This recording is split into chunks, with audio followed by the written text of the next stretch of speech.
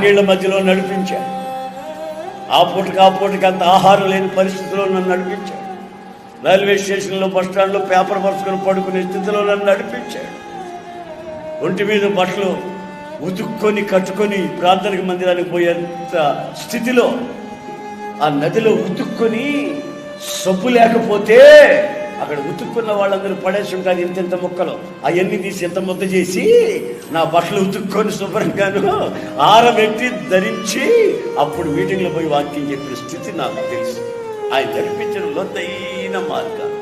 ఇప్పుడు ఎట్టి పరిస్థితిలో ఉన్న వ్యక్తినైనా నేను ధైర్యపరచగలను, ఆలోచన చెప్పగలను, వాళ్ళని కౌన్సిలింగ్ చేయగలను, వాళ్ళకి విషయాలు చెప్పి వాళ్ళని ఆధ్యాత్మిక లోతు నడిపించగలిగిన స్థితికి దేవుడు నన్ను నడిపించంటే ఆయన ముందు నన్ను నడిపించిన ఆ మార్గాలలో ఉన్న ఆ యొక్క శక్తి ఈ రోజున నన్ను ఈ విధంగా నడిపిస్తున్న సంగతి